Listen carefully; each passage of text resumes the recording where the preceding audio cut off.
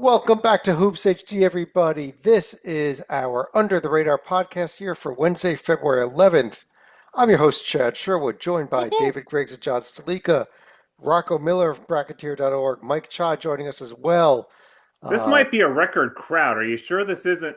Are Yeah. you sure this isn't championship week practice? Championship week, this might be Hoops HD report, video bracket rundown on what we're doing. Whatever we're doing, just Stalika, why don't you tell us what we're doing? Because I've got no idea now. Okay, so for Under the Radar, we generally cover the 22 legacy one bid conferences, and we do not cover the power conferences like the Power Four, the Big East, the Atlantic 10, the Mountain West, or the West Coast Conference. We typically wouldn't cover the American, but they've been relegated down here this year. And the second rule is you can't be in the top 25, so Mother Miami will generally be covered on the Hoops HD report. Yes, Miami, Ohio, we are not covering them tonight. We covered them Monday night. American Conference, we are covering tonight. But we like to go through these leagues all in alphabetical order, other than a feature conference, which I just picked. I actually took our look at our list here, and I'm kind of surprised we had not featured this conference yet, especially Rocco with you here. I know this conference is near and dear to your heart. How about a little Big West action Oh, tonight? this is a good league. How about a little Big West action? Where do you want to Uh, start, Chad? before I talk about the games that happened, I think the big one was Saturday. But why don't we talk about those two teams, Irvine and Santa Barbara?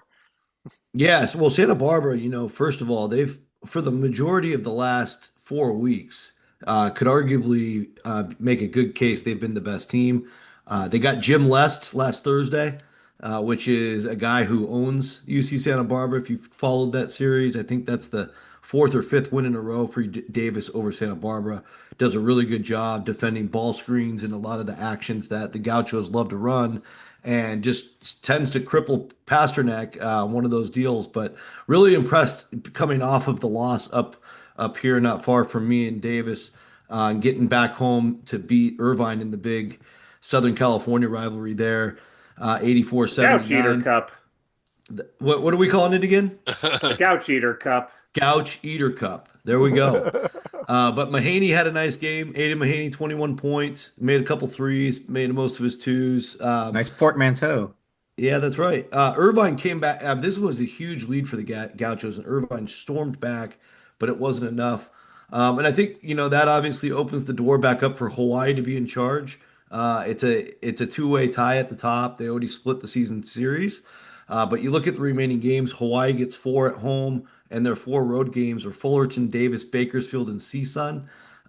It's a little nicer than the Irvine path, but again, Hawaii on the mainland could lose to anybody.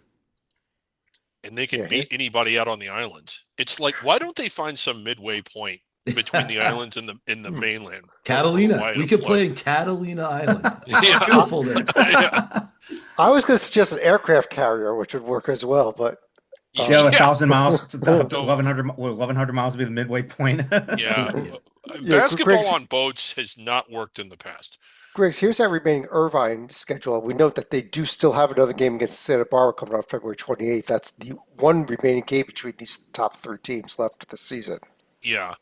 Um, they tend to the Eaters are the team that I've been the highest on, but it's kind of hard to not be impressed with Santa Barbara. I was big on Hawaii, I think, for a while, but Rocco pointed out something about them. Even though they're 9-3, they do struggle on the road. It's understandable why they do.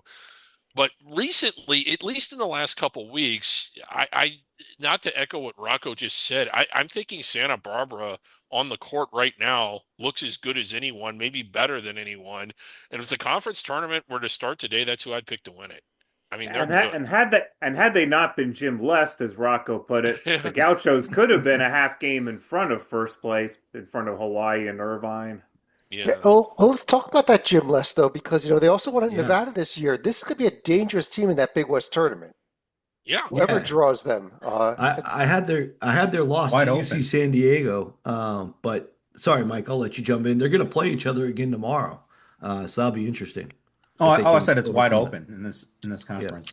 So let me ask you. Northridge too. I mean, Northridge is a very interesting team, well coached by Andy Newman. They've ripped off 4 wins in a row. During the 4-game streak, they beat Davis, they beat UCSD, and that helped them get above UCSD in the standings. They host Hawaii Saturday. That's a big one. Might be the game of the week, Chad. And then they go to Santa Barbara next Thursday. So if Northridge is going to make some noise, they've got to do it in these next 2 games, but they are in position to be in position. Um, we'll spend just another minute or two since it is the feature conference. UCSD, it's worth pointing out that they were in November and December the team that I think we like the most, or at least among the teams we like the most. We were voting them high in our under the radar top 10 for the first half of the season. They have been hugely disappointing since the season started, but I kind of want to get I'll ask Rocco this. Are they still potentially dangerous? Did their ceiling lower and they just haven't been playing up to it? Or were we overestimating how good they actually were? I think they still run really good offense. I thought they executed well in the game I covered when they won at Davis. You could argue that's their best Big West game because they've had so many setbacks in the league. They've lost 4 or 5 right now. One of the big stories there is even Emmanuel Prosper. They're one of their better defenders. He's been out. I don't know exactly how long he's out for. A couple of their reserves are injured now as well. Vukovic is their 7-foot freshman. He's been out for a while. So I don't know how big of an impact that makes. I like the way Hudson Mays has emerged as a freshman, but they're pretty young. They're very talented, pretty young. They still run really good offense, but I think they've been picked on a little bit. I think what the nation needs to know is how good the coaching is in this league. You got Aaron Gano's been at Hawaii for over a decade. Russell Turner's been at Irvine for over a decade. Pasternak's been at Santa Barbara for a long time. Yeah. Newman is a Division II Coach of the Year that's emerged immediately since getting the Northridge job.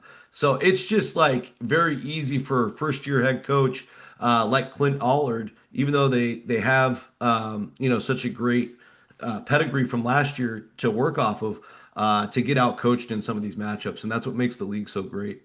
Not to mention Jim Les has also had long Yes. tenures at both UC Davis and Bradley before that. Yeah, Les is a master, as we've been saying. All right. Let's there's the upcoming schedule. Rocco mentioned that Hawaii Northridge game, big one. Also, keep an eye on this Davis San Diego games tomorrow night, Thursday night. Those are probably the 2 key games, at least on paper, for this week in the conference. You never know what's going to happen when we start playing these games.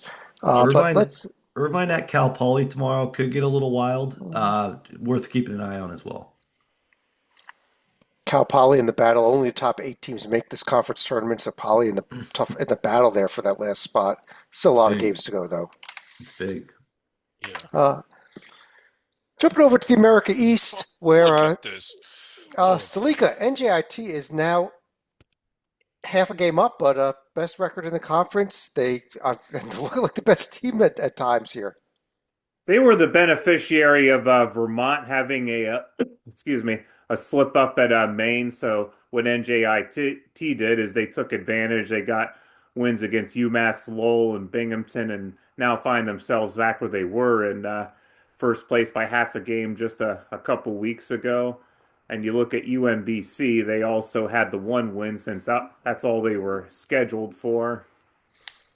Yeah, they got the 1 win. Vermont, you mentioned, Greg. So that slip up at Maine.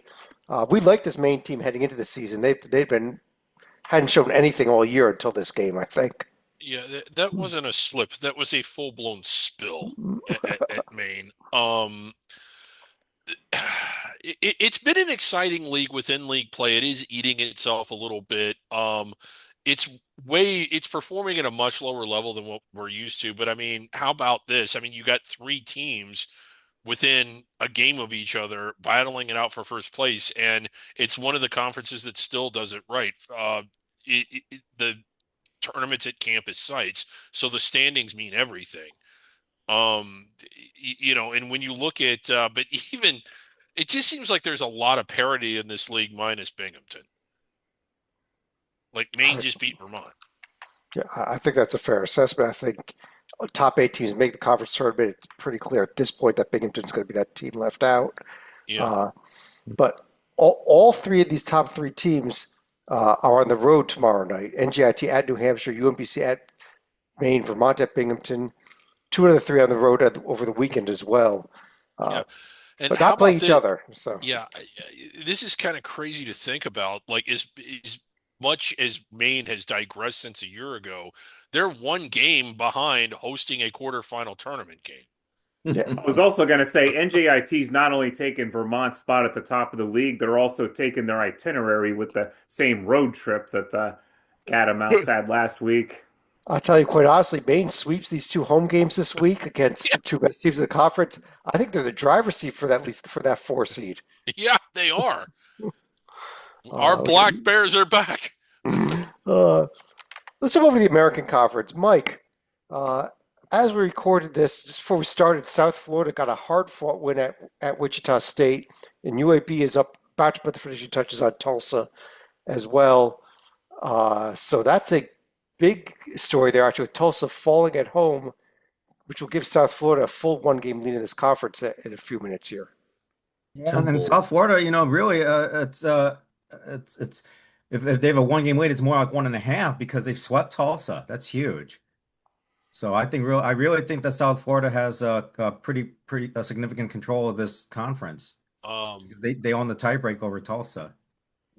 And I was Rock, going to say, yeah, I was going to ask Rocco about the South Florida team. Tulsa has the gaudy overall record, but they're starting to fall apart.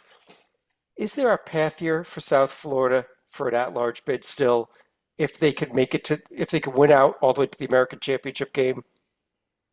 I don't And believe it's so. winnable. The schedule is very winnable the rest of the way. it is. Yeah, I mean the league's tougher than it appears on paper because the teams have good scouting reports. These guys play Memphis twice, and Memphis is playing better. Hard to imagine they sweep that, but they can. I do think South Florida is the most talented team in the league. Arguably Memphis right there with them, but South Florida, a lot of the players have played together at Arkansas State. At least two of the best players did. So I think that helps them continuity wise. But I don't see a path for an at large. I like the sweep over Tulsa. I love the Utah State win, but it's a home win. And then after that, 8 losses, probably just a little too much. They have a Temple loss, which uh, scores, I think, pretty low in quad three. And I'm not really counting on it. UAB home loss really hurts too. That not a typical year for UAB in terms of their strength. And so that actually is a little worse on the team sheet than usual. Well, Uh, maybe UAB moves up a bit now. They're about to pick up a Tulsa road win in about a minute here. That will help. That will definitely yeah, help. And they actually exchanged road wins between UAB and South Florida. I'm not sure if that was a good trade-off or not. one of the things that seems a little disqualifying, especially based on what we've learned in the last year, is the WAB being 80, 80. the J&G 62, which I know it's a metric and there are outliers, but I don't know if Joby's ever missed one by that badly. Now, Well, again, yeah. you had said the winning out through the semifinals. I'm sure both of those would improve some, but right now that's not very close. Yeah, they do have four quad three losses and a quad 2B loss. That's five subpar Yeah. bubble level losses. They do have two quad one wins, but it's probably just a little too much bad to outweigh the good. Now, maybe by the end we should keep looking at it, but I think it's a bridge too far because, like Greg said, it would be a ninth loss at some point. There is a hell of a battle going on in this conference also for seeding. This conference has switched to a ladder format this year also. Crazy. Uh, and so, you want to be one of those top two seeds, and beyond that, at least the 3 or 4 seeds, so you don't have to play an opening round game.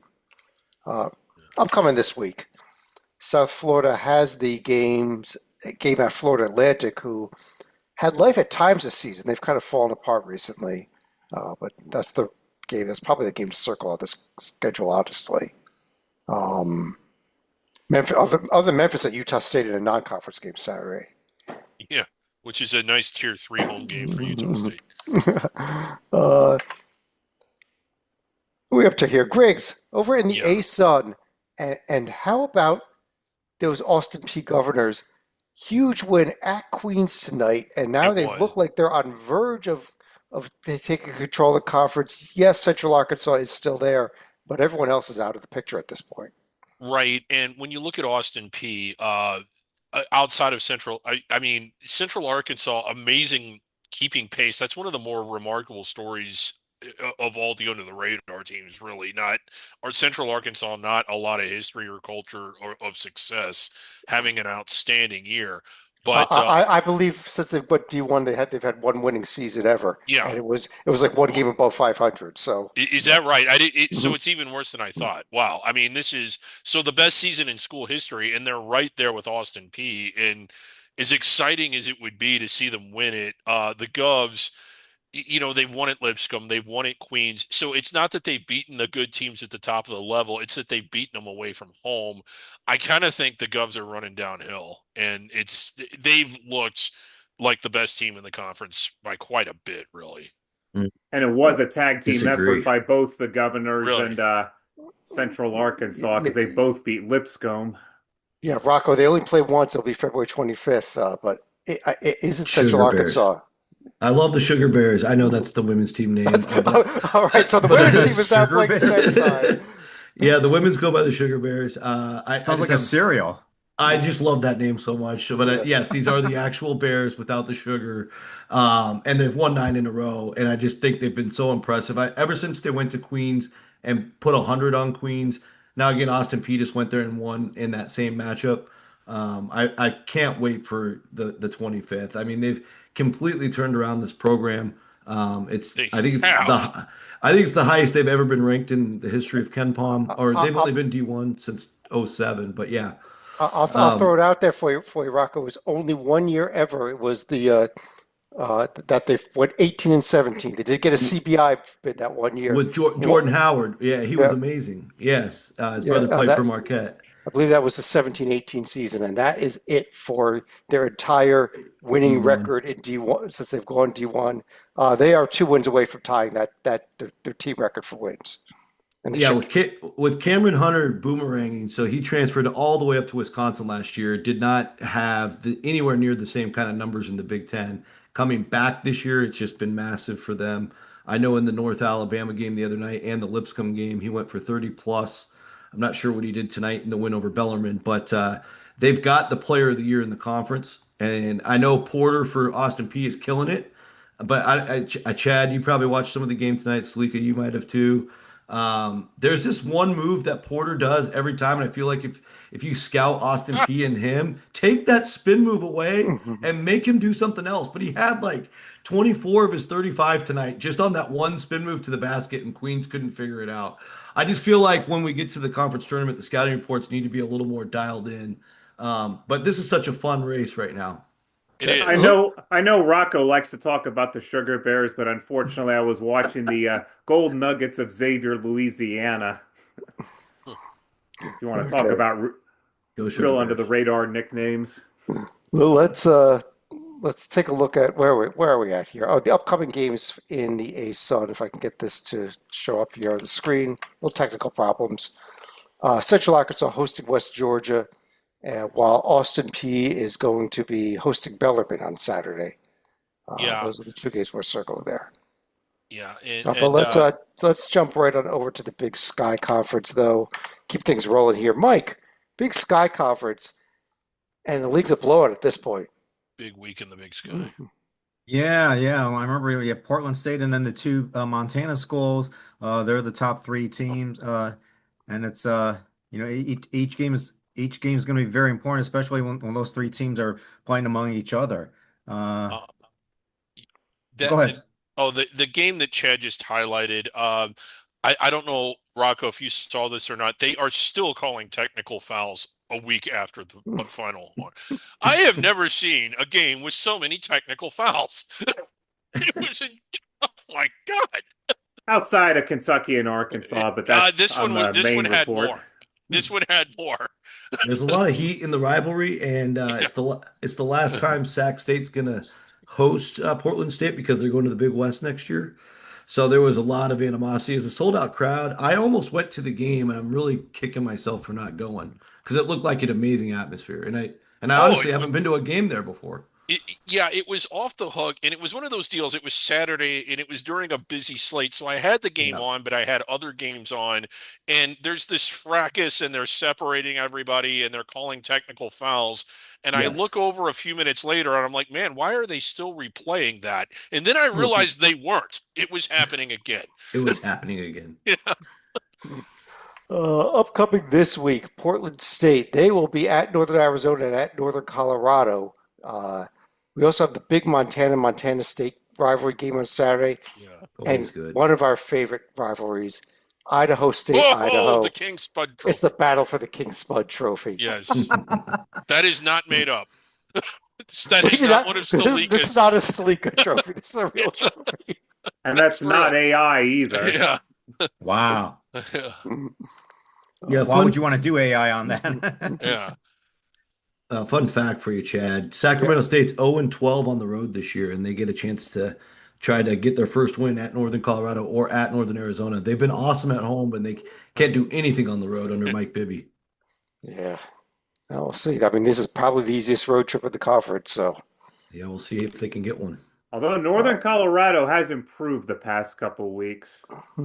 it's kind of funny. Northern Colorado, another team that started the all season, over was the place. great, but Yes. yeah, You, they you won know, at Colorado this year, even. yeah, But sort of a UCSD. Just did a nosedive when conference play started. Now they've won 4 in a Salika, row. They've won 4 in a row now. Salika over in the Big South end. Well, yes, High Point keeps winning, but guess what? So does Winthrop.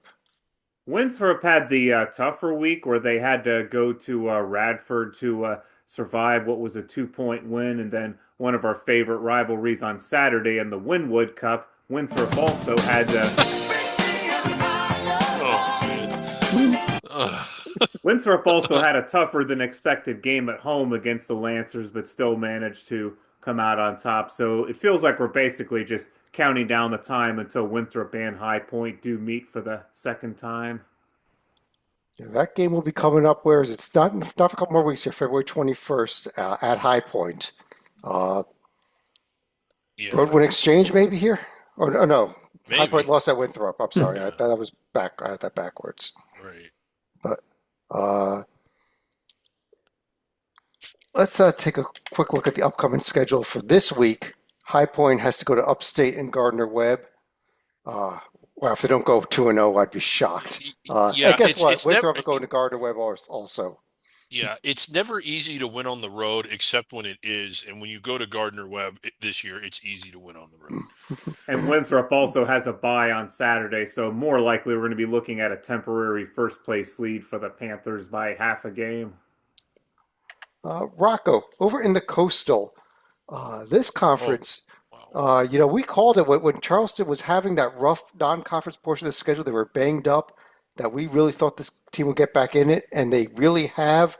They were right there with a chance to take first place until Wilmington went there Monday night and won. Yeah, Wilmington was the better team, and you have to give them a lot of credit. There's a lot of heat in the rivalry over the last few years. I think these are the two best budgets in the league by quite a good margin, and their fans have really gotten into it. I think the last handful of years too. So them going into Charleston and winning by double digits is massive. Now, of course, they've got to go back and play again March 1st in Wilmington. So we'll see if Charleston can cook something up.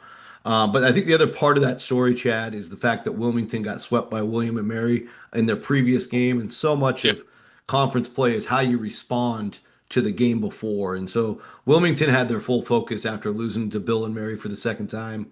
Tough spot for Charleston, who had come in on 5 straight wins and maybe needed their clock cleaned a little bit. But as it stands today, it's a 1 game lead in the loss column for the Seahawks. And what a great week to be Seahawks. Oh, yeah. there we go. Oh, wow. Yes, congrats to the other Oh, Seahawks. Yes. wow. When you look at this, my first thought is, does Wilmington want to position themselves to where if Bill and Mary is an 8, they're not a 1, and if Bill and Mary is a 7, they're not a 2? Because I mean, that Probably. just seems to be a team. It's hard to play against William and Mary. Not many teams play that style. So if you're not used to it, they can sort of win games like that. Um, I'm just going to kind of repeat, like you go down the list here. Will you like Wilmington has the big record. Charleston much better since getting healthy. Hofstra has had a tailspin, but they've also probably got some of the most impressive wins out of anybody in the conference. The two ACC wins. Stony Right. Brook's been playing well. Bill and Mary, we just talked about them, all the way down to 10th place Alon, who's had really good moments, and even Tulsa at 11. I just think this. Towson. Towson. I didn't say Tulsa. You thought I said Tulsa, but I said Towson. I just think this might be one of those tournaments where a team from the middle of the pack or below goes really far and maybe even wins it because there's just a lot of parity in this league. And a lot of quality, like for the mid-major Yeah, level, or for under the radar level, I should say. yeah, Biggie Patterson's a big story for Hofstra. He missed 4 games. A couple of their worst performances were without him, and he's back. And he played tremendous in the Towson win. Scored 20 off the bench, still regaining his strength. But Hofstra, their last 6 performances or so, seem to be back on track. I know they're just yeah. 3-3 in those games, but they looked the part. At least if you turn the games on. The other thing was. Look at their week Yeah, upcoming this a week too, huge Rocco. Yeah, week we'll this we'll week. At find Charleston, at Wilmington. we'll find out if the trends are correct on them, but the trends like them right now. How about Hampton too? Like I thought Hampton had an incredible week. They beat that William and Mary team, held them to one made 3-pointer, and they That's also amazing. yeah, and they also beat Elon, who's like had a pretty good year. So Yeah. kudos to Hampton. They're actually in the 6-6 mess in the middle. And And that was a Hampton, how, double overtime win against Elon, so no Yes. fatigue for Hampton. and how about Hampton with a little road trip here on Friday night? As part of the NBA All-Star Game festivities, Friday night Yes. out in Los Angeles, Hampton, North Carolina versus North Carolina A&T in a conference game. First ever CAA game played in Los Angeles, I believe. Am I correct there, Yes. Rocco? Yes, at the Kia Forum, the brand new Kia Forum where the Clippers play. What an opportunity. I think UCLA and Arizona are the only teams that have played there in college basketball. Maybe Di- UCLA and Didn't Gonzaga did yeah, too. didn't But UCLA play Gonzaga there? I thought they Yeah, maybe did. it was UCLA Gonzaga, yeah, And last by the year. way, if you want to watch that game, you can watch it on Peacock. NBA and on NBA TV. You can watch it on Peacock. You can watch it on ESPN2. You can watch it on NBC Sports Network. It's on every network that the NBA is affiliated with simultaneously. So how about that? It's so Uh, Yeah. cool. So really That's cool. cool pretty thing here awesome. for And them. the Coastal Athletic, LA's on the coast. It's just crazy that we've never seen a CAA game in LA. We need one here in Oakland. Yeah. Let's jump over here. Mike, Conference USA. As we record this, Liberty is in a battle. They finally taken the lead here early in the second half at New Mexico State, but uh, 12-0 and 5 games in the loss column Yeah. now with the conference. Yeah, I mean, in terms of getting the number one seed, winning the regular season title, that's not going to be a problem. But that said, you know that the you don't. I mean, almost any loss in this conference is going to be a bad loss. So, you know, you just want to, if you're Liberty, you just want to keep riding high and not suffer hiccup. Don't play don't play the standings. Just go out there and do the things that made you successful up to this point. I'm Yeah. a little I think this Liberty team is legit. I not metrics, not necessarily profile. On the floor, I think they're somewhere between 45 and 50 nationally. I I, wouldn't want I to be the five definitely seed to play them. yeah. I don't think that their profile reflects how good they really are. I mean, maybe the WAB does a little bit being in the low 50s, but if this team wins out with all the travel, with all of the games they won away from home, how does the committee not look at them? They won at Dayton, which is less impressive than what it seemed at the time. Western Kentucky, it's not easy to go there and win. I mean, they've won some games that are not easy to win. I would like to think that the committee would look at them. Well, I'll they'll tell also see this number one where it says luck, which may explain some you. of the wins in conference play.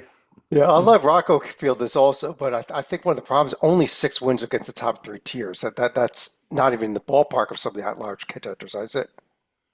Yeah, you wouldn't think so. And just 2 of the 6 in quad two and above, nothing in quad one. They had the NC State opportunity and lost by 40. That doesn't speak well of how they would perform against a top 40 team because that's the only one they've played against. And so, yeah, unfortunately, the way it's viewed these days, it really cripples a team that's had so much success. And we know how hard Conference USA travel is. They're out there playing in New Mexico right now, for example. It's insane. Uh, Upcoming schedule for this week in the conference. Obviously, it's Liberty's games that we're looking at. Uh, they're out in New Mexico. They're going to stay out there. They're going to El Paso. Flights Yeah. are open again. They can get there. Yeah. Bus. It's a bus, 30 minutes from Las Uh, Cruces. if they need to Mhm. fly, well, they got to fly out afterwards, though. They can get They home. do. That So is They a do. long Oh, bus that's ride. right. They'll Jeez. have to bus to Abilene and get out of El Paso I or think I read Lubbock, maybe Lubbock or something. the Well, they nearest could major also get to airport. Tucson or Albuquerque probably just as fast. I read the nearest major airport to El Paso is 240 miles away, so it would I be a believe heck of a that. bus ride. I do believe that. Yes. Uh, Anyhow, let's keep things rolling here. Griggs, over in the Horizon League, where Wright State likes to keep slipping up and still ending up in first place because Oakland is just, every time Wright State falls, Oakland follows suit. Yeah, it's a league that's eating itself a little bit. Wright State's in Oakland still 11-3, 10-4. I mean, that's hardly bad. But all three of Wright State's losses are to teams that you would have expected them to beat because none were against Oakland. And then Oakland's dumped a couple too. Um, Green Bay has gotten hot again. I guess you can applaud the parity in the league, and it is a league that's full of rivals and teams that are familiar with each other, but no one's really sprinting away from the pack. No, it is important with the way that this conference tournament is going to work to be in the top there. Uh, Yes. you can not skip the first round, but you can skip the second round and go right from the second round to the semifinal and skip the quarterfinal round. It's check out that conference tournament bracket up top there. It's a very strange format. A drunken man, hit his head and came up with this. 110 versus 11 game, then 5 games in the second round. The top three ranked teams or seeded teams that win that second round go to the semifinals. The other two play a single quarterfinal game. That's So it probably the goes best way from to. 11 to 10 to 5 to 4 to 2 to 1. Yeah. So even if you're Robert Morris, who's basically rebuilding after last year, you're still within striking distance of that third spot, for example. Yeah. And you could still be in the fourth spot and avoid it if there's an upset above you. But anyhow, Wright State's hosting Detroit and at Cleveland this week, while Oakland hosting Youngstown and at Robert Morris. Probably that Oakland Robert Morris game, the game to circle. Yeah. Also, the Green Bay Milwaukee rivalry game is another one up there. Yeah. How about Green Bay having a good year after last year? And then another version of the Turnpike rivalry between Robert Morris and Cleveland State tomorrow night. Stalika, how about over in the Ivy League, where Yale had a nice overtime win at Howard in a non-conference game Monday night. That was actually a real fun game to It was watch. a great game to watch. It was a nice rebound week for Yale after they ended up losing a game the previous week to fall into a first place tie with Harvard. And with both Harvard and Yale winning, they'll still retain the first place tie. And an interesting trip, as you noted, out of conference for Yale, who still needed overtime but managed to get the win at the Burr. Yeah, and this Yale team sitting here at 18-4, you would think with that Gaudiva record that they might be, a team we could discuss for an at-large bid, but I don't think they're No. even in the discussion at all I, at this point. I don't either. And this is a weird thing to say about a team that's 18-4. I think Yale's sort of underperformed. Even in some of their wins, you were right, Chad. That was a good game to watch, and Howard played a good game. But you're not a bubble caliber team if you're sweating out Howard, even if it's at Howard. You're just not. Would you agree with that, Rocco? I would think so, but it's a win's a win, right? So Yeah. you can survive in advance. I think the big thing for Yale is losing at home to Harvard and losing at home to Rhode Island. Rhodey. Yeah, the Rhodey Yeah. loss. But for The road. purposes, go ahead. I was just gonna say, hey, the road Navy win has been aging very well on the plus side. Hmm. Yeah, I was just going to say, for purposes of the selection committee, they're only going to see 16-4 as far as Yale. So sorry, SUNY Maritime and the Brandeis judges are not going to be factored into the schedule. They're in a little corner of the team sheet somewhere, but Saturday, the big game in this conference, Yale at Harvard, the revenge game. They can't get swept by Harvard because that would put Harvard in Yeah. control for the conference regular season title, quite honestly. Yeah, and the storyline of the conference, we still got 6 games to go, but I mean, we are really getting down to who's going to finish in the top 4, and you got 4 It's an teams. awesome battle. Yeah, you got 5 teams fighting for those last 2 Two spots. spots. Yeah. This should That's be why fun there's right also here. that's why there's also stakes in the Brown Mouth Cup on Saturday as well. Huge, yeah. I'm not going to use Salika next. I'm going to go to Rocco instead. Jump over to the Metro Atlantic, Merrimack! where I think Merrimack at first, St. Peter's. Rocco I picked 11th preseason in this conference. I mean, what a season they were having here. Yeah, so staying so consistent, I couldn't believe that. I went to their game at Fairfield when they got to 3-0 back in the end of December, and the train is still rolling. They had the one slip up to Ryder, but it was at least on the road. I don't know, Ryder's bad, but I think it's just all that guard play. They play tenacious, poor man Seton Hall basketball. Getting the Siena win on Saturday is another impressive one. Siena, you could argue, is the most talented team in this league. So I'm beyond impressed. They've certainly overachieved in a big way, no matter what happens from this point forward. But Merrimack being in first is a cool story because I've always thought Joe Gallo's a great coach. I mean, he's so prepared, he's so involved, and they throw so many junk defenses at you and play at such a snail's pace that they really frustrate you. But they're so committed to what they do, and it's really really hard to just go out and beat them and or even go on runs against them. They can lose when they don't shoot well, like the 61-60 loss to Iona last month, but they've ripped off another 4 wins in a row. And I feel like if anybody in this league deserves to move up in jobs, it's certainly Joe Gallo. And all these teams are fighting for what is actually going to be the final Metro Atlantic championship ever. The conference did announce, we don't know the new name yet. They're going to be rebranded come right. next season. That's right. They're not going away.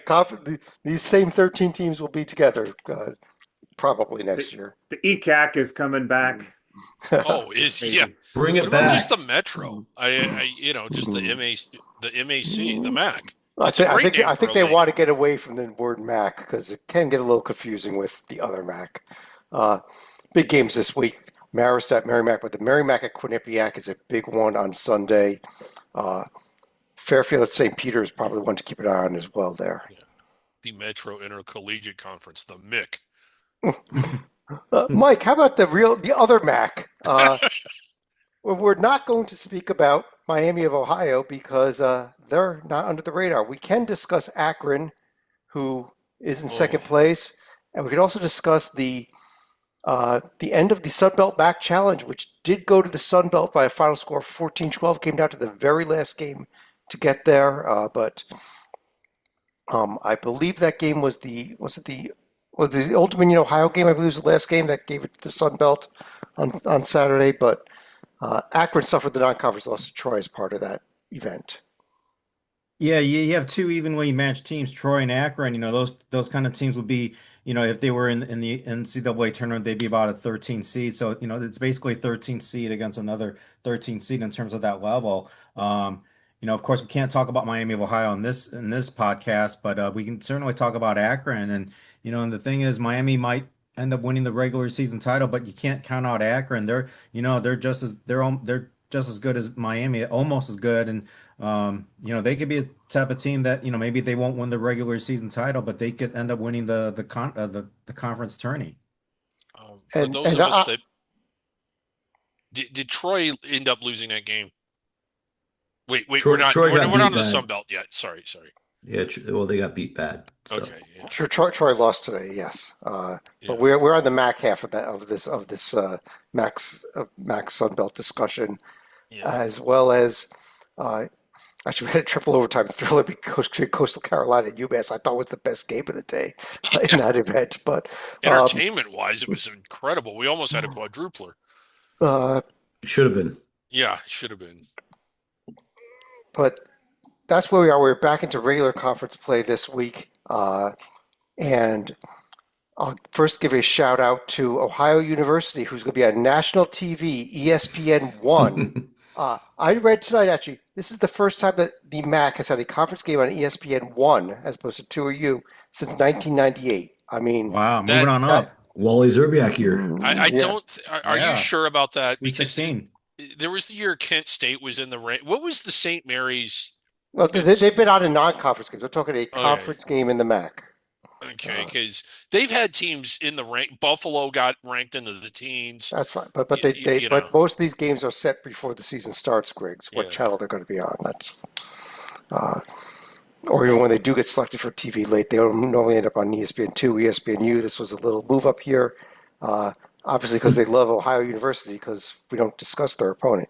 yeah. But Well, Well, I'll have a um, final thought devoted to the Battle of the Bricks, but we'll get to yeah, that later. the Battle of the Bricks. uh, They get to play them two more times still, so a lot of Miami's fate is in Ohio's hands. yeah, Yeah, I think this is a dangerous game, even though it's at Miami on Friday. I think this is a it dangerous game. is. I think It Ohio is. can steal this one. Yeah. Uh, Akron hosting UMass at Western Michigan this week. Uh, Griggs over in the MEAC, and they're still there. How about that net 355, Torvik 356, sub 300 on everything other than the SOR, which only goes up to 237. That's tied for last 237, the SOR of the entire nation. How about Morgan State? Have It's we just a ever seen a real. team this bad in sole possession of first place No, in a conference? never. Ever. Especially not at this juncture of the season. That is remarkable. Um, it just goes to show you the strength of the conference or lack thereof. A team that couldn't punch their way out of a paper bag is somehow 6-2. I still don't understand how Howard lost 3 games. I don't understand how Norfolk's 4-4. I don't understand how Eastern Shore is 4-4, but for the opposite reason, I don't understand how Norfolk's 4-4. I kind of hate when you go with to me about this league because I just don't know what the hell to make of it. Rocco, one of the things I would note here, Coppin State is not eligible for the MEAC tournament. You really want that one seed in to avoid having to play a quarterfinal game in in the MEAC tournament. Just have to Yeah. play 2 games. You'll be the more rested team. I think Howard's the best team on paper, but can they even get there? And we'll see. I mean, Morgan State has no plans of slowing down. That's a team who already won at Howard, and they didn't even Yeah. need, They won it out. and they didn't even They need won it. overtime. They didn't even need overtime like Yale did. They did it in regulation, Chad. But they got to host Howard. You look at Morgan State's remaining schedule for the last 4 games, all at home. So I think the big one's coming up on Monday at NC Central. You certainly can't overlook South Carolina State in this league because everybody's so even. But if the Bears can keep it rolling, I mean, their schedule sets up very well to be the surprise winner. Yeah, look Yep, at that. just ask Maryland Eastern Shore how easy it is to go down to Orangeburg and try to get a win. We haven't really heard from Eastern Shore since that game. Yeah, but Morgan State 4-1 on the road in this conference. That's wild.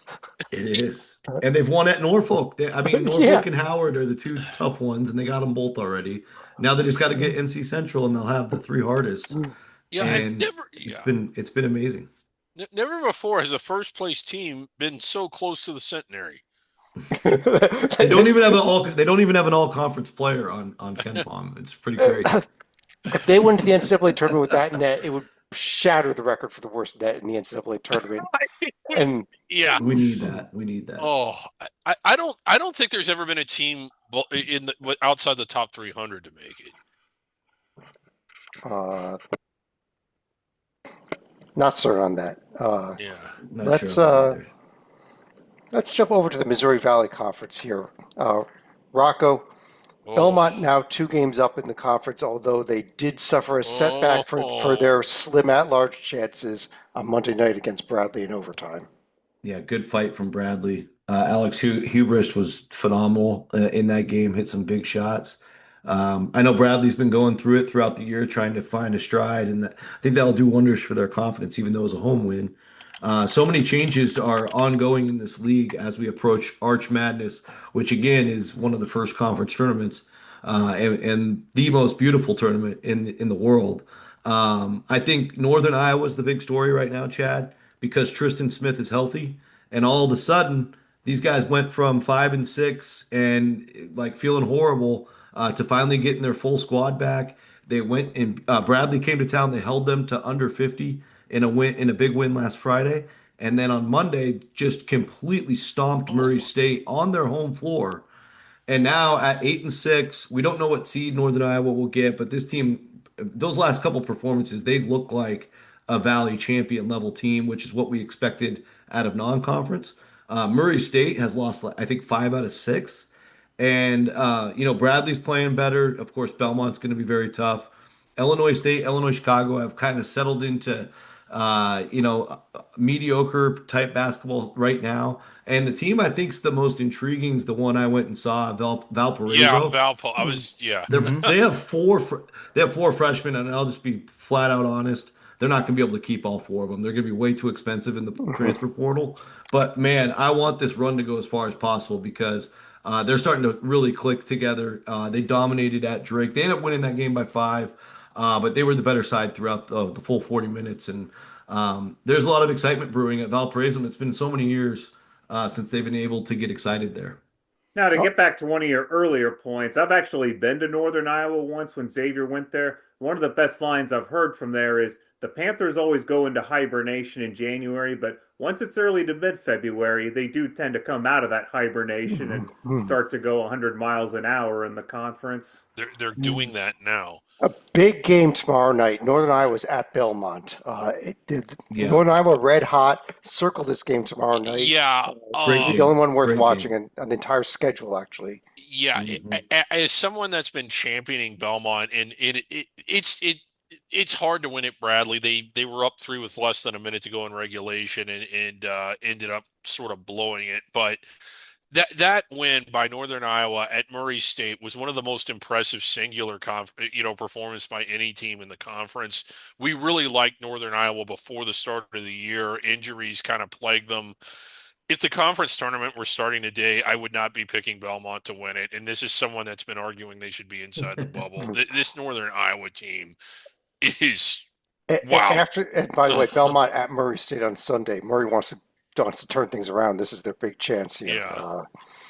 But Yeah. let's keep They rolling could use here. it. They could use an Evansville game. To be Yeah. honest with you. Well, they're at Indiana State tomorrow night before They're that. they're So, pesky. They're pesky. uh, Mike, over in the NEC, and I think the conference race is pretty much over at this point. It's the Yeah, LIU 4 game is lead. just dominant here. Yeah, you have a 3.5 game. Long Island's got a 3.5 game lead. That's a lot this was late in the season, and it's Long Island's to lose. And you see like second through fourth, fifth through, you could be Central Connecticut, the second place team, and if you have a prolonged losing streak, you could fall all the way to seventh. I do got to give a shout out here to Chicago State. The only 8 teams make the conference tournament. Now, New Haven won't. They are ineligible for it. Lemoyne and Mercyhurst are eligible. New Haven first year transition not eligible. That means that battle between Wagner and Chicago State is a battle for a spot. Back-to-back wins by Chicago State Saturday, Monday. Right back in the thick of this battle here, Griggs. Yeah. The city of Chicago is electric right now. It is just so much energy around this team. But I think LIU if is we're good. talking about some of the largest conference leads, Liberty has the 4 game lead over Sam Houston and Jack State. Long Island just a half a game behind that with their 3.5 games over the 3 teams in second. Yeah. Yeah, I have a the feeling lo- Long Island's lead is about to get bigger. Yeah, they've got, among other things, Wagner twice in the next 7 days. One of those being a makeup game from the games that game Monday night was a makeup game from the games that were rescheduled for the Storm. And then they're at New Haven in there as well. They should be 13-1 next week. Salika, over in the OVC. I thought we already covered this with Belmont and Murray State. Yeah. Oh. Okay.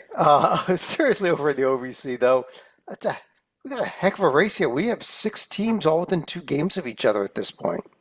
This is another conference that's getting choked out by parity right here. Tennessee Martin is probably the biggest example where they get the win against Southern Indiana, but Moorhead also had revenge on their minds after dropping a close one against UT Martin earlier. But with the Eagles winning the second half of this one. Now that leaves the door open for both Tennessee State and SEMO to possibly get back into first place, and even schools like Moorhead, Lindenwood, and Edwardsville. They're only 2 games back of UT Martin as a result. And playing towards a ladder format tournament, Yes. so that's huge, Griggs. Go ahead. Yeah, it is. And when you look at what separates 7 from 2, it's not that, or like 7 from 3 and 4, it's not that much. Uh, you feel like the battle for second place, you've got 1, 2, 3, 4, 5 teams within a game of each other. The other thing, only 8 teams making the conference tournament. I thought we were going to have our earliest elimination ever on Tuesday night, but Western Illinois getting their first conference win of the year, just their second D1 win, and they are not off the survival board yet. They can still win it all, Chad. They can, however, tomorrow night, Thursday night, in a makeup game, uh, or maybe last night's game was the makeup game. One of them was the makeup Yeah. game. They're hosting Little Rock, though, here. They lose this game. Western Illinois will no longer be able to qualify for the OVC tournament and come off that survival board up there. So that's the game of the week, right? It is. I mean, we're going to be down to 359. I think the real game of the week is probably Tuesday night SEMO at UT Martin game. That's a huge one. Also UT Martin at Edwardsville. Throw in there a couple of the other games, though. We've got Tennessee State at Moorhead on Saturday. So a lot of these teams so close, all playing each other. Yeah. I would also Kinda say kidding, Southern Chad, yeah. Southern Indiana's path is also narrowing because they host Tennessee State, and they do have a more winnable game against Tennessee Tech, but that may not Western Illinois may not be the only elimination we'll be talking about for very long. Rocco, over in the Patriot League, Navy now with a 2-game lead over Colgate. I mean, what a run for these guys. They've only lost 1 game since November, and that's really impressive. They have the best offense and defense in conference play. Almost number one in defense, every defensive category, and so it's been remarkable. John Perry, of course, has been on the staff for years under Ed DeChellis. Now gets his chance to take over, and what a job he's done. I love the staff that he built there. Got to meet a lot of those guys last year at the Final Four conference. Aiden Kehoe, Austin Benini coming back, just so massive at this level, finding ways to take care of those guys, and them also being committed to a different cause as Naval Academy students. So it's a veteran team, and this has to be their year. Colgate's good enough to beat them. We finally get that first showdown Saturday at Colgate, and then the last game of the regular season, February 28th, Colgate at Navy. So we'll see how those two shake out. There's still a path for Colgate to get a tie, but I love how Navy's just handled their business. They win almost every game by double digits. They had the one slip up at American in early January, but I love the way this team is playing. I gotta ask you, Rocco, with 18 of them, are they leading the good nation in quad 4 wins? You would hope Jeez. so. LIU, yeah, they've got LIU beat, don't they? Every single win that this team has had is they're 18-0 against D1. I think they're 18 quad 18-6 4. against D1, 18-2 against quad 4. It's And that's why it's been so hard. It's been so hard to bring them above a 16 seed on the bracket Yeah. stuff because they don't have a meaningful win. But obviously, you do this in your conference, and it's eventually going to impress you. And I'm finally there. Yeah, if they win the game at Colgate, though, that will be a quad 3 win, so It the better streak be. will stop. I was going to say, it's not as bizarre as what Marist did last year when all of their games were in Tier 4 for Yeah. the longest time. Not just the wins, Mhm. every game. Yeah, I got to give a Visible. shout out here also to Colgate. They won at Holy Cross tonight. That's now 22 consecutive wins against Holy Cross by Colgate. Oh This is my a streak God! dating back to 2017. So Wow. Holy Cross had a shot to break it tonight, but could not do so. I Wow. didn't know that. I did not know that. As Rocco mentioned, the big game is Navy at Colgate on Saturday.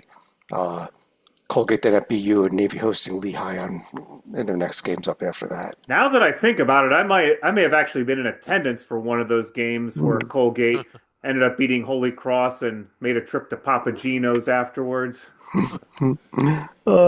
Griggs, over in the SoCon. Oh yeah. We finally had another good week by the first place team. East Tennessee State 3-0 this week. Yeah, three solid wins. They really sweated against Furman. That was actually a pretty impressive showing by Furman, but East Tennessee State getting it done and a nice win tonight. Chattanooga, who's made some noise this year, albeit not much, but still just a decisive win. East Tennessee State widening that lead to 2 games. I still think Wofford's a good story, and we were talking about this off air. The Citadel oh, getting blasted tonight. They went to Chattanooga over the weekend and won, Yes, they did. and They they won in. lose by almost 40 points tonight to Western Carolina. Oh, Oh, Citadel. yeah. It was. I turned it over when they were down 30. Uh, Oh, but it's been fun to watch. I don't know if they're going to break the 500 mark in conference. Probably not. But man, they had a chance. I'll tell you, after East Tennessee State, this conference has looked really even, probably 2 through 6, maybe through 7, definitely 2 through 6 in this league here. Um, Yeah. so I Yeah, think we have a Sanford. fun conference tournament. Go ahead, Rocco. Sanford's ripped off 4 in a row now, Yeah. dominated Wofford tonight. Jalen Booth's playing out of his head. Or excuse me, Jaden Booth and Dylan Faulkner's still there. I like this team a lot in the preseason. They're still waiting for Isaiah Campbell Finch to come back from injury, but I think they're really humming finally under Lenny Akoff, and he's a great coach. I've got some really good feelings about them, but here's the kicker. Another big one on Saturday. I feel like every league has a huge game Saturday. Sanford is at ETSU, so Yeah. we'll see how they stack up. Lost And by then one point. Lost by 1 point last time they played. Hmm. and then ETSU has to go to Furman right after that. So Yeah. it's another big week for East Tennessee State. Uh, Yes. there's no real easy days. I mean, except when you get VMI, there's no easy days in this Yeah. conference really. Right. And even Yeah, they can poor be a pain in VMI. the butt to play against. Who up to Mike? How about you next on the Southland Conference, uh, where now McNeese is 2 games down on SFA, and this is SFA's regular season to win at this point. Oh, no question. This late in the season, Stephen F's in cruise control. As long as it's theirs to lose, like you said. As long as they don't wet the bed, so to speak, they're gonna win this. They're gonna win this conference. Yeah, at 22-3, it's one of those records where you say, "Gee, could they be an at-large contender?" But again, when you look at this profile, I just don't think it's there, Mike. Do you? Yeah, when your best win is against McNeese, and McNeese is not an at-large worthy team, and it's basically very quad four heavy in wins. Only one win in quads one and two, none in quad one actually. So, um, and nothing out of conference. Yeah, 3-6. Is that three whatever 351, 361? That's not going to help you either. So they've got to win their conference tourney. But in terms of the regular season, they should win it. Yeah. Rocco, their next game though at the red hot Oh, ho, ho. Vaqueros. Yeah, I love the way this team is playing. That winning streak, they've won 8 in a row. Started with the win over McNeese at home. And guess what? Another big one on Saturday. We're saying this on every league. Stephen F. Austin comes to the Great Valley down in Edinburgh, Texas, way down south. And I believe the game is sold out already. Should be awesome because this team's been playing phenomenally well. They went to Nichols on Monday, won by 20. They went to New Orleans, a team we like, on Saturday, won by nearly 2019, I believe. They've been killing people the last 2 weeks, including Incarnate Word as well. So we'll see how they stack up here against SFA, but they've already beat McNeese. And I think we've got a legitimate, wild card dark horse team here out of the Vaqueros right now. I And you believe that want would be the Rojo Caliente Vaqueros, if I Well pronouncing that done. right. Well done. I guess one of the things here is they end up as the 3 seed. The way these conference standings are working out and the ladder format in this tournament, they could So get a McNeese multilingual. they could end up McNeese having to play side McNeese in the semifinal, and the games are at McNeese. You at almost want to be the McNeese. 4 seed to avoid the home team until the championship game. Uh, They get a preview. They get a preview at McNeese in a couple of Mondays as well. They still got to return that trip. So one last tune-up for the conference tournament for both. SFA at UTRGV, and then go the trip to Corpus Christi on Monday. Those are the 2 games to circle here in the league. It's a long Uh, bus ride, Chad. Very long bus ride. uh, Is that actually a bus trip? It is. They Yeah, don't it's fly. just They don't like fly that four. from. It's like 4 or 5 Long. hours. Yeah, that's a real long bus ride. Wow. There's just not enough flights between Edinburgh and Corpus Yeah. Christi. I thought don't they have an airport in Corpus Christi? They should. Mhm. It's a good tourist destination. Anyhow, They Stalika do. over in the SWAC, and it's just the Bethune-Cookman story at this point. Well, I think Bethune-Cookman is going to be one of the stories, but Arkansas Pine Bluff has to be another story because this is a team that's almost always in perennial centenary contention, but they've had 3 wins within the calendar week while they get the win against Grambling on the road, which I think might have been a makeup game, and then they get the home wins against Alcorn State and Jackson State, so they're within 2 games of Bethune-Cookman here. Yeah, I thought the game that was that game Monday night between Bethune and Texas Southern. Oh, Texas man. Southern was dominating that Yeah, game. they were. And Bethune found a way to force the overtime and then just blew them out by 10 points in the OT, Griggs. Yeah, Texas Southern was in control for most of that game. You're right, and then Cookman sort of just clawed their way back in it. They chipped away, got to overtime, and then just sort of sprung out of it. But that was a good effort by Texas Southern. Still, Cookman, best team in the league, I think, and one of the better stories. Yeah, here they are at 13 and 11 overall. How about that Reggie Theus resurrecting that career down there in Yes. Daytona? Yeah, he is. Uh, Reggie Theus, great, such a great guy, according to him. Bethune at Alcorn and at Jackson this week. I'm not going to even designate to give you any more on that comment. Pine Bluff at Alabama State and at Alabama A&M. And let's start paying more and more attention to Mississippi Valley. Yes, To a double road trip this week. They are still looking for their first D1 win on the season. yes, and you don't need to tune in this week because Mississippi Valley not at home, but what you should do is download SWAC TV. They archive the games. Go back and watch the Mississippi Valley home games. The production is amazing. And we're calling back to what, 2 years ago now, a year ago now. Yeah, Listen what happens when they actually win a home We game. ain't here to. And Andre, that's game. this is great. And that will be game. And that will be game. And that's now build that first win. Oh, we're throwing the court. And we're throwing the court. We're throwing the court. Oh my. This, Caleb and Andre Oh, from Mississippi it Valley. went the best on team and I've on ever- and The Giants win the pennant. yeah, we're 1-20 in the SWAC. We're 1-20 in the SWAC, and we're storming the. It was just incredible. Uh, Is there a fine for storming the court? No, the was SWAC? yeah. There were only 3 people at the game. That was Yeah. Chad did not disallow it. Rocco, Summit League here. North Dakota State, we thought they were cruising, and then something happened Thursday night that I haven't figured out yet. The Pioneers came to town. Oh my God. That's what happened. Carson Johnson and the boys. I've loved this team all year long. They go and sweep the Flickertail State road trip, beating both North Dakota State and North Dakota. I believe North Dakota hadn't lost a home game in conference either. So just an incredible week for the Pioneers on their way to the Great West Coast Conference next year. And, Zane Nelson played extremely well in the North Dakota State win. This team's very capable. It's a bunch of Division II transfers with Coach Tim Bergstracer, and 4 of them all started at Minnesota State Moorhead last year. And if you look at the map, Moorhead, Minnesota to Fargo is about 20 minutes away. So this was a huge game for all 4 of those players and for Coach. And I know it meant a lot to the program. It also shows when we get to the Summit League tournament that the Denver Pioneers are very much live. They were 3-6, had a lot of tough losses, and now they're kind of right back into the thick of things to try to get into the top half of the league, the 4 seeds right in play for them. Absolutely.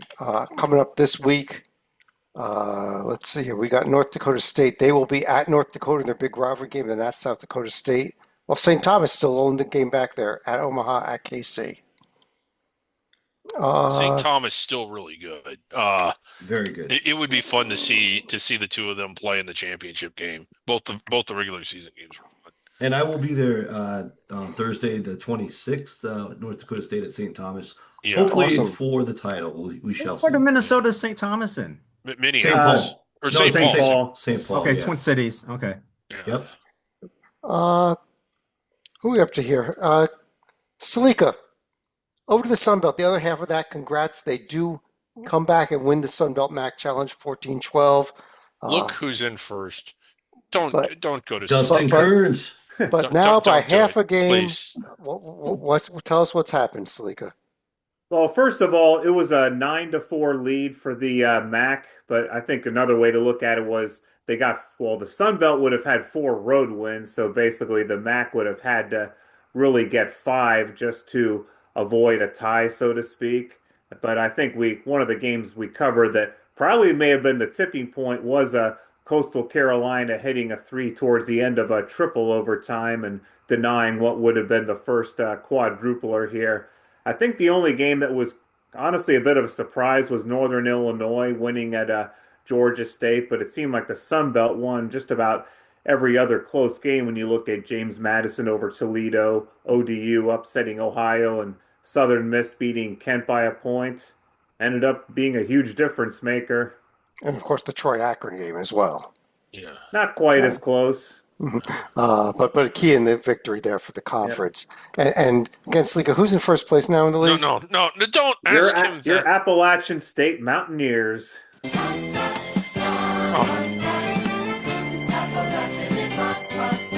Why?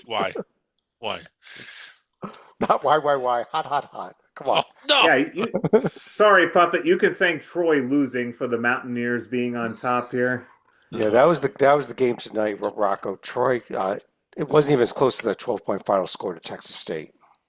Yeah, well, Texas State, I mean, that's a team I was just writing about earlier this week because that's their 5th win in a row. They've really got things humming. They've only lost once at home all year. I think they're 13-1 now in Strahan Coliseum. They call it down there in San Marcos. Nice blowout win over Western Michigan in the challenge, a roadie at Georgia Southern last week. So the Bobcats finally starting to peak. I know I called 2 of their games in Vegas this year when they played in the Resorts World Classic. Caden Gums is a good player. DJ Hall is one of the better freshmen in the Sun Belt. And it's another team to keep an eye on. Now, it's really critical they keep winning. As you guys know better than anybody, the stairway to 7 is no joke. And you got to get as far down that ladder as you can before you have to play your first game. And all these wins are so huge. I think that's one of the one of the good things of this format is it keeps everybody playing hard in Yeah, it February does. because man, that was a huge win for Texas State and where they land in the conference tournament. And just imagine Strahan Coliseum next year when they're in the Pac-12 and hosting the likes of Gonzaga, San Diego State, and Utah State. They are going to need some money. Upcoming this week, our new first place team is going to have the single game at James Madison. Our old first place team at Southern Miss at Louisiana Monroe. Keep an eye on Marshall. Keep an eye on South Alabama. They're all tied in the loss column. Yeah, so they it's are. I mean, fascinating. The look at Monday night, South Alabama at Marshall. That could be one to really focus in on here for this week. yeah. It's such a logjam league in the stairway to 7. Every game has that pivotal feel to it. It's the beauty of it. Over in the WAC here, Mike, while technically we have a tie between California Baptist and Utah Valley, as of right this second, Utah Valley is not eligible for the WAC tournament, but we're working on that. Is it, wait a minute. Is Utah Valley even allowed to play in it? I don't think they are. Currently, they are not. Okay, wow. See, I really look at it as Cal Baptist 8-3, then go down to Utah Tech at 7-4. Sorry, Wolverines, but that's what I have to do. How is Cal Baptist? How have they done against Utah Tech head to head? Let's see. Remember, this is a triple round Yeah, it's robin triple conference. round robin. That's right. I think they're 2-0 against the Maury. They won Yeah, they twice are. at home. They still Okay, the so road they game have the coming up. head-to-head advantage. So 8-3 already, no matter what, 2-1 Yeah. worse. So 8-3, 7-4. Right now, it's really a game and a half league because of the head-to-head situation. Yeah, I let's was talk gonna say about. Cal Let's talk. Baptist. Oh, Go ahead, Griggs. I was going to say Cal Baptist lost they started off 0-3 in conference play after looking really good in some of their out of conference games, but they've righted the ship since then in a big way. I I want to talk about the Utah Valley situation. If you go back Yes. on our Hoops HD Twitter feed, in fact, I posted a little analysis of what I believe Utah Valley needs to be doing. They need to be filing for an injunction here Yeah. as part of this lawsuit. The WAC has sued them, and because they refused to pay their exit fee that they agreed to pay of $1 million. They refused to pay it. California Baptist, who left at the same time, did pay it, which does not help the Utah Valley argument at all. But they're pissed off because Utah Tech and Southern Utah did not have to pay it when they left a few weeks later in a completely different situation. Yes. That being said, I mean, I think it's the team should be allowed to play, the kids should be allowed to play, but also I think Utah Valley should be paying the money. I don't know, Rocco, do you have any thoughts on where this is going? My gut says, without really too much inside knowledge, Utah Valley is going to figure out a way to get in it. I don't know if that means the injunction pathway that you probably recommended, or if they just pay the money. But I think you look at this situation for everybody involved, basketball wise, starts with the players, but then of course the staff who's worked really hard. The fact that this is a university with really no NCAA history, it's a huge deal for the school to get into this wonderful event, and it's probably their best percentage they'll have in any time in the foreseeable future. They're joining a league in the Big West, and where they're the only team not in California in the future Big West, and it's going to be very difficult for them to win that league. They could get hot in Vegas one year and do it as like the 3 seed. But you look at this from like a percentage standpoint, I don't think their percentages will be any better than they are right now. Whatever it takes to make it happen, just make it happen. Yeah, Um, I think you do file for the injunction. I think if you get denied the injunction, I think you got to write the check, and you've got to The do it. check. Yeah, Right. the check. And I do have a little video audio coming in from the WAC headquarters. Hold on, here it is. $1 million. Griggs, go ahead. But real quick, I don't know who is ultimately making the decision. I don't think it's the athletic director that's making the decision not to pay the money. That's got to be coming from farther up, either the president or the board of trustees or both. But I will say that they have if they're thinking, well, we'll just skip the tournament and not pay the money. I think what's ultimately going to happen is that you will skip the tournament and pay the money. So you can either pay the money and play or not play and pay the money. Yep. A couple key games coming up this week. Back on the court: Utah Valley at Utah Tech, California Baptist at Utah Tech. If Utah Tech's going to make a move, this is their week. Yeah, it is. That does complete all our regular conferences. Let's run through our mythical conferences here real quick. And the Front Range, Colorado State crushed Air Force the other night, but Wyoming's still in first place. Yeah. With a big game coming up this week, Saturday, Wyoming, Colorado State. Yeah, big Front Range rivalry game there. Nobody gets higher than Wyoming. Yeah. We did not have any Beehive games this past week, but But let's we see if we got have anything. some coming up this week. Utah Tech, Utah Valley. Utah Tech, Utah Valley in the battle for the old Oker. Yeah. Okay. And it's not going to be streaming, right? It will My not. understanding is you will not be able to see it. You'll have to follow along on an app, or maybe you get an audio stream out there somewhere. Yeah. Follow on ESPN's Gamecast and crash your computer while you're at it. Yeah. In the back Great advice. range, We UTEP actually with have a the- developing situation, Yeah. at least as far as non-conference back range action goes, where New Mexico State is currently tied with Liberty with 1.4 seconds at the end Yeah. of regulation.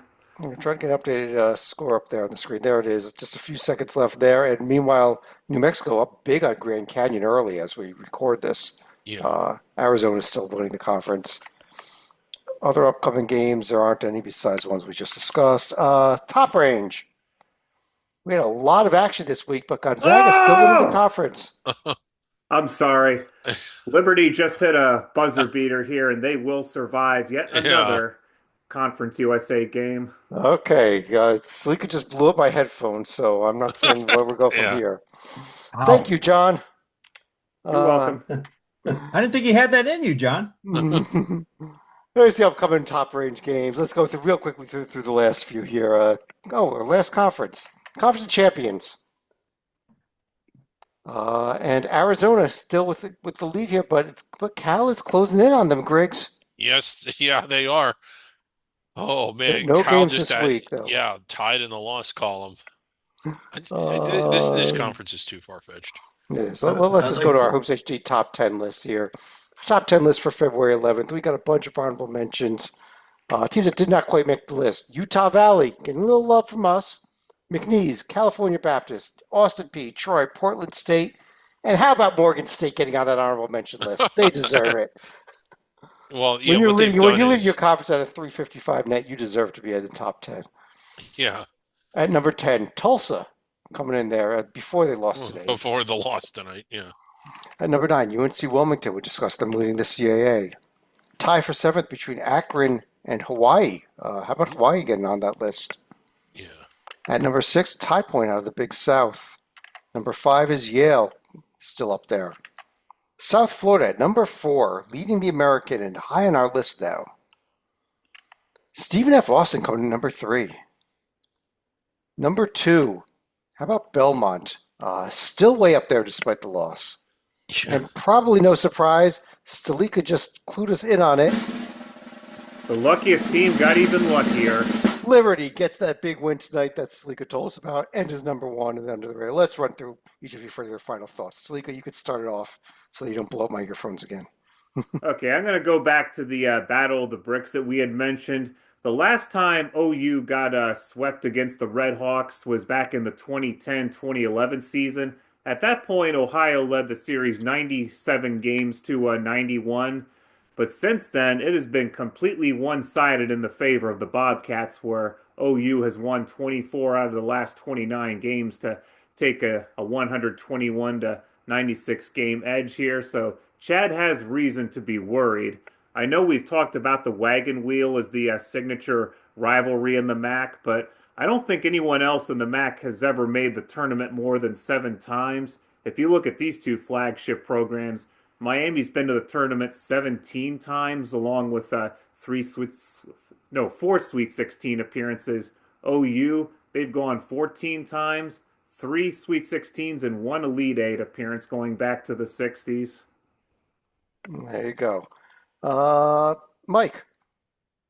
Yeah, just what's it, Mars? Yeah, we're basically approaching a month before Selection Sunday, and you kind of feel as you go along later in the season, it has that playoff feel to it, which makes sense because when there's fewer games available, each game becomes a lot more important. And um, no matter who you are, you got to play the games, whether you're in a big conference like a certain team, or whether you're in one of the smaller conferences. You got to decide it on the court. And like I said, each game is as we go along, each game is going to feel more and more like a playoff. It will, especially some of these under the radar leagues. Rocco. Well, yeah, I think Zach Cleveland has hit a buzzer beater for Liberty to beat New Mexico State and shock all of Las Cruces right as you called me. Congrats to Liberty for staying perfect in Conference USA. Unbelievable. Yeah, it Um, was. I'm just watching it as we speak. So this is crazy timing. But I did want to give a few shout outs real quick. Eastern Washington Eagles went into the Treasure State last week, a trip that most Big Sky teams can't handle. And Eastern Washington's been an interesting team throughout non-conference. So many close calls, so many heartbreakers. And it's been continuing throughout Big Sky play until last week where they got the 2 big wins. The big one, 82-74 at Montana, followed that up with a big win over Montana State on a final shot with about 20 seconds to go. And I just think this Eastern Washington team is not done yet. They showed that last week. I don't know what seed they'll be. I think they're somewhere around 8 or 7 right now in the Big Sky.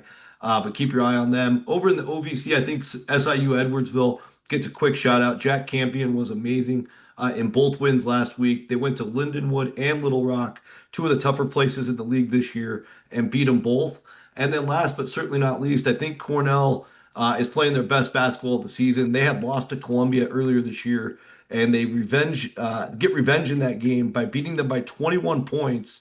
And now in that logjam at 4-4, but I love the way their offense is performing. They take really good shots every time down, and they're finally starting to get some stops on defense. So watch out for the Big Red to crack into the Ivy Madness. All right, I like it. Greg, so I finished off the show. Yeah, when you talk about under the radar rivalries, I mean there are some good ones.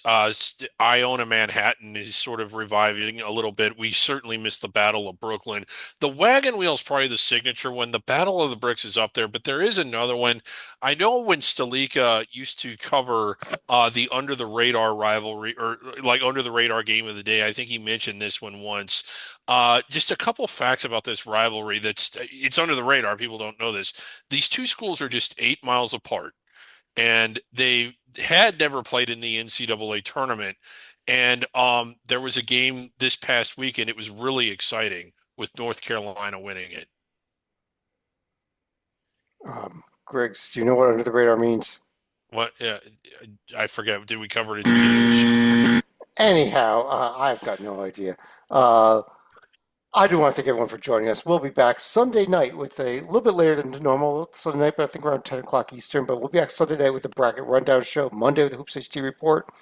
Next Wednesday, we'll try to do another under the radar show if we can survive till then. But on behalf of David Griggs, John Salika, Rocco Miller, Mike Chaw, I'm Chad Sherwood. Thanks for joining us. Talk to you again real soon.